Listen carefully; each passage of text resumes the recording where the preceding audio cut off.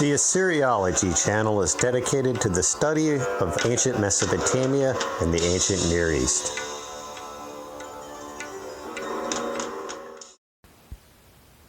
In this video, we're going to do a brief overview of 10 incantation tablets. These cuneiform tablets come from ancient Mesopotamia and have been dated from between the Ur-3 period up until the Old Babylonian period. Our first text is VS 10-193. This incantation is dated to the Ur-3 period. It was used on the victims of bite attacks from creatures such as dogs, scorpions, and snakes to remove any poison and to prevent any infectious diseases such as rabies that may result from the bite. The text was published in 1913 by Heinrich Zimmern and can be found today in Berlin under the museum number VAT 5993. The text was translated by Cunningham. Incantation. On the man a wounding snake, a wounding scorpion, a wounding rabid dog, has spat its venom. Asaluhi sends a man to his father Enki, saying, "My father, on the man a wounding snake, a wounding scorpion, a wounding rabid dog, has spat its venom. I do not know what to do about it." Enki answered, "My son, what does he not know? What shall I add for him? After he has made the water shine pure in his Allah vessel, after he has cast the incantation over this water, after he has made the bitten man drink this water, made this venom leave him on his own accord. It is for the making a bitten man a snake has bitten. Drink this water." Our second text is ORNS 4454. This Sumerian prayer incantation was found at Nippur. The incantation includes a formulaic discussion between Asaluhi and Enki that is very similar to our previous incantation. The tablet has been dated to the Old Babylonian period. Today it can be found at the University of Pennsylvania Museum of Archaeology and Anthropology in Philadelphia, Pennsylvania, under the museum number 2915367. The text was translated by Cunningham.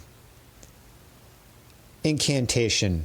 The just breeding bull has mounted this woman in the pen, the pure fold, has poured the just seed of mankind into the womb. The semen poured into the womb, having taken form, having given the man an offspring. The woman ate the honey plant and became full on it. She ate the honey plant, her beloved food, and became full on it. It was indeed its time of birth. She crouched down. The cry approached heaven. The cry approached the underworld. The whole cry covered the horizon like a garment. She unfurled the sail like the end priest's ship. She filled the king's ship with goods. She filled the Shulu ship with carnelian and lapis lazuli. From the vagina of the troubled woman a cord hung down. Asaluhi took notice, approached his father Enki in the temple, and spoke to him. "My father, the just breeding bull has mounted in the pure pen, the pure fold, has poured the just seed of mankind into the womb. The semen poured into the womb, having taken form, having given the man an offspring. The woman ate the honey plant and became full on it. She ate the honey plant, her beloved food, and became full on it. It was indeed its time of birth. She crouched down. The cry approached the heavens.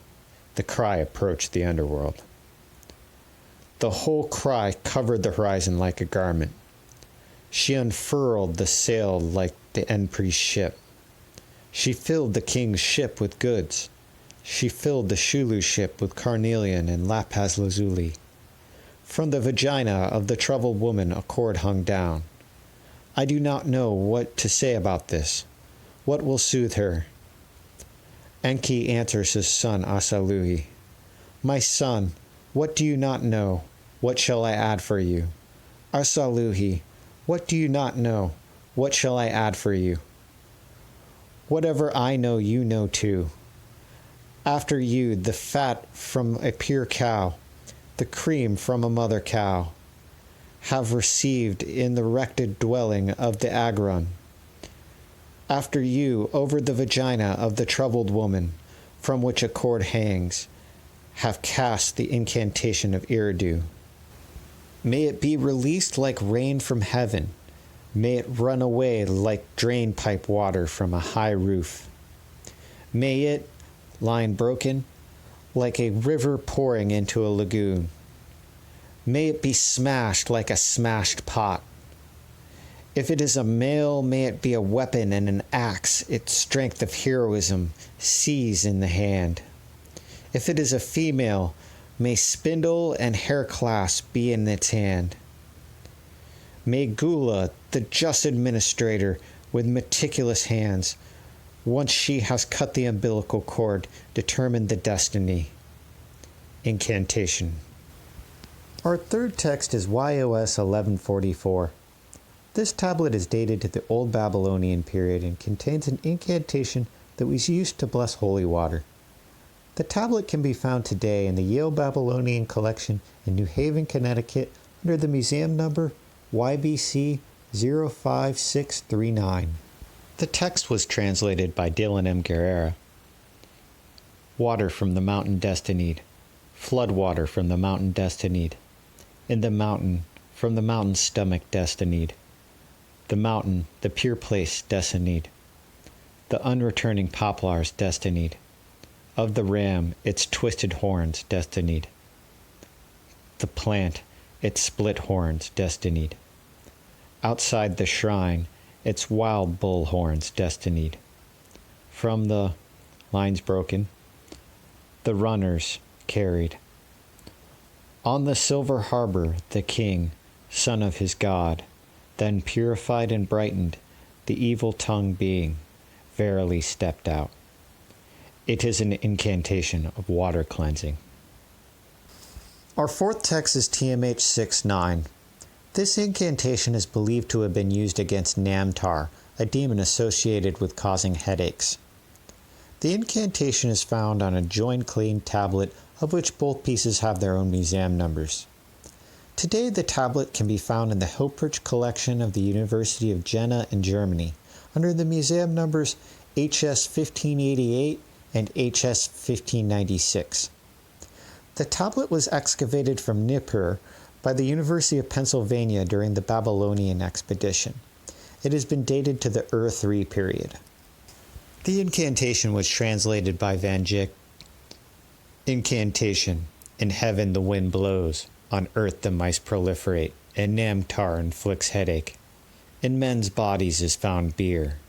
The south wind blows, Sagdura on the alluvial land. In the mountains, the south wind blows the scattered seed. He, the patient, put his trust into the divine standard. Therefore, the gods of heaven were afraid. They came down from heaven. The gods of earth were afraid and were standing around the grave. The great gods themselves made funerary offerings. The fish in the river were afraid and left their habitat. The birds in the heaven were afraid and smashed into the base of the mountains. The undomesticated animals, creatures of the steppe, and wild animals suffered from the catalepsies. Shakan was afraid and retired to the horizon. Nana was afraid and retired to the height of heaven. Asaluhi came to his father Enki, and he said, "My son, what don't you know?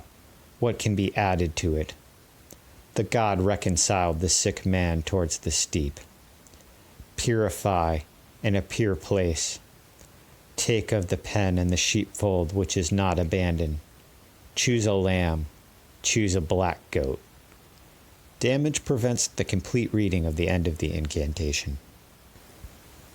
Our fifth text is TMH 6:1a. This is also an incantation that was used to treat headaches. However, unlike our previous incantation, which was used to treat headaches associated with the Namtar demon, this incantation was used for headaches that were caused by sore neck muscles. The incantation was recovered from a tablet that was excavated from Nippur. The tablet has been dated to the Ur III period. Today it can be found in the Hilprecht collection at the University of Jena under the museum number HS 2438.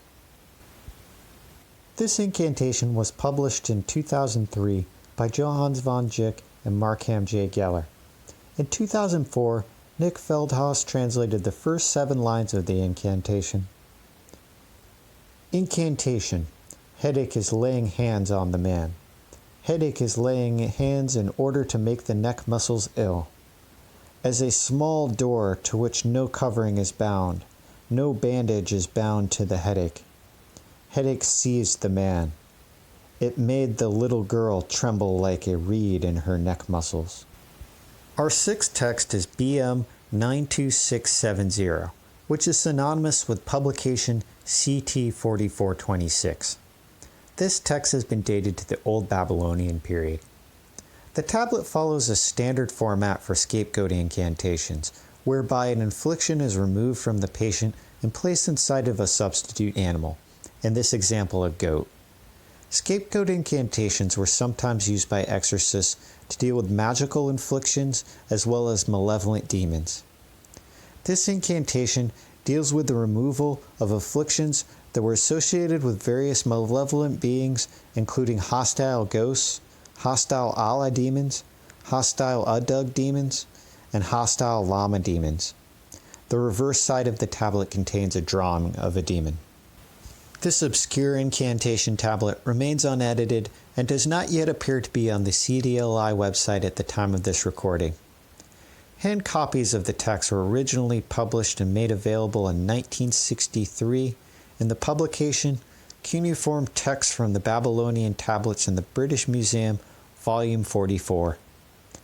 For more information on this incantation, please see Shifting Alignments, The Dichotomy of Benevolent and Malevolent Demons in Mesopotamia, by Gina Constantinopoulos, printed in Demons and Illness from Antiquity to the Early Modern Period.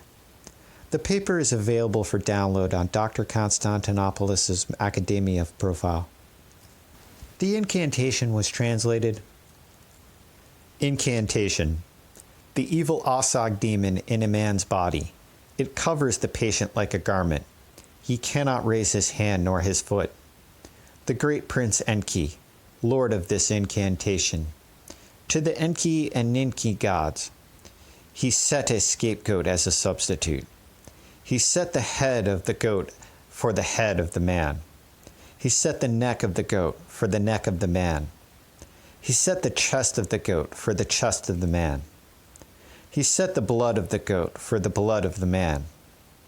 He set the innards of the goat for the innards of the man. He set the right side of the goat for the right side of the man. He set the left side of the goat for the left side of the man. He set rib for rib. He set blood for blood. He set limbs to limbs. Once you have placed, the flesh has seen, after you gather it together. The reverse side of the tablet reads, After you come forth, after you burn away the poison with a torch, the evil ghost, the evil Allah demon from the body they will leave. From the body they will leave. The Udug demon, the evil Lama, they will stand aside. This is the wording of the incantation of the substitute goat. Our 7th text is TMH 6.3.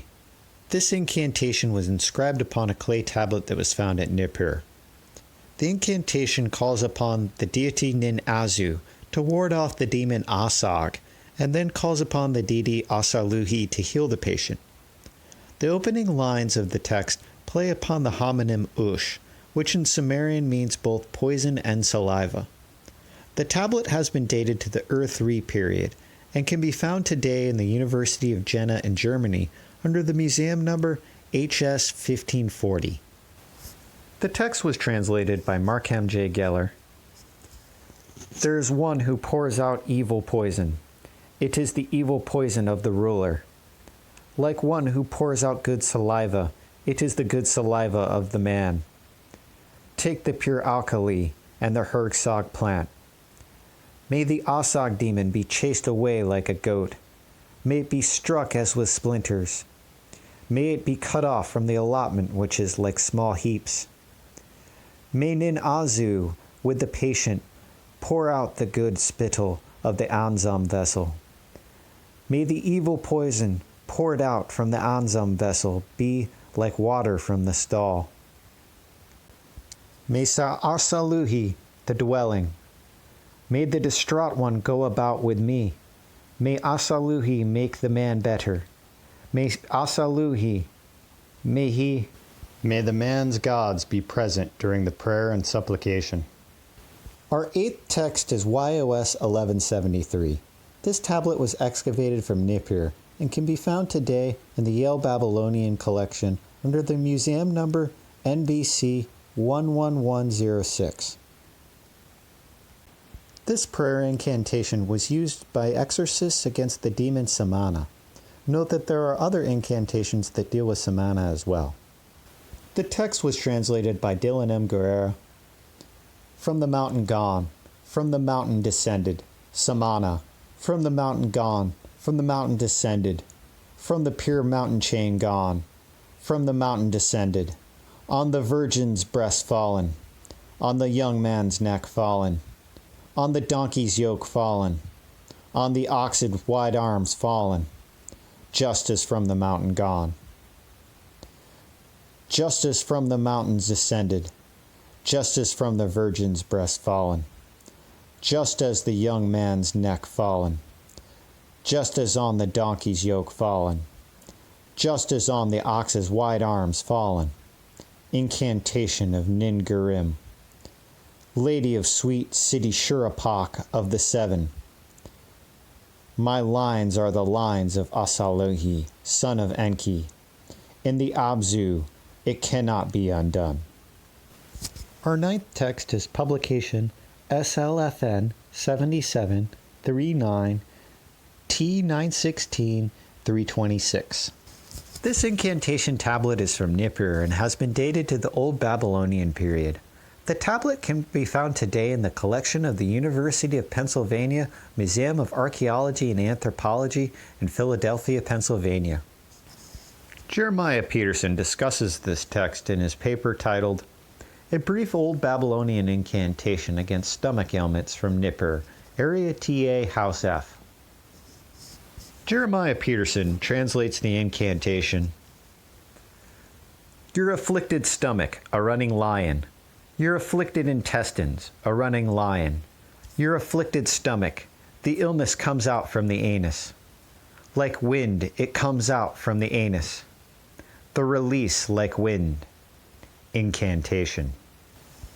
And now we have reached our 10th text, CT 4425, which brings us to our final incantation of the video. This incantation was inscribed upon a clay tablet that is believed to have been found at Sippar and has been dated to the Old Babylonian period. The text was published in 1963 by Edmund Sahlberger, however it remains untranslated. This incantation was used to protect a ruler from potential ill fate that was believed to have been associated with the sighting of a dove. The tablet can be found today located in the British Museum in London under the museum number BM092669. A partial translation of the incantation is provided to us by Nick Feldhaus in Religion, Literature, and Scholarship, the Sumerian Composition of Ninsh and the Birds, with a catalog of Sumerian and bird names. The text is translated, Incantation, in order to bind the mouth, in order to bind the magic word of Eridu, attached witchcraft to the dove for him, the king. It, the witchcraft, was made perfect in his hand. It embraced him by his neck. Since witchcraft was attached to the dove, since a fate was greatly wrought for the dove, because of this, Asaluhi.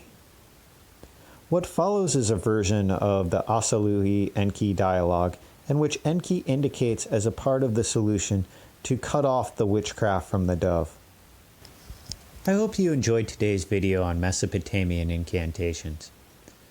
It should be mentioned that these 10 incantations are by no means typical representations of what Mesopotamian magic was like, but rather I picked 10 incantations that are better understood than most of the other incantation texts from the period and have specific purposes that I felt would make an enjoyable video. Hopefully you took away some of the standard formats and themes that are common to Mesopotamian incantation texts, such as the dialogue between Asaluhi and Enki that was included in several of the incantations in this video. This reoccurring dialogue between two deities follows a standard format in which Asaluhi, the god of magic, seeks advice from his father, Enki, the god of all knowledge and wisdom, about a dilemma that the exorcist casting the incantation seeks a resolution. There will be future videos on the subject of Sumerian incantation texts here on the Assyriology channel. However, if you're looking to do some reading on the subject, here's a list of wonderful books that I recommend reading on the subject of magic in ancient Mesopotamia. An excellent online resource for learning about the subject of Sumerian incantations is the website Inaniru, as well as the Inaniru message board. These were developed by Bill McGrath from the University of Toronto. Bill is both exceptionally well informed and outstanding at explaining the topic. His specialization is upon early dynastic texts, which are rather obscure and hard to find information about, so I highly recommend going over to Inaniru and checking it out. Or, for those who wish to truly dedicate their lives to the path of Sumerian wizardry, there's traveling to England and studying cuneiform texts underneath a white-bearded old man who specializes in the incantation texts of ancient Mesopotamia. This wizard's name is Dumbledore, Irving Finkel of the British Museum.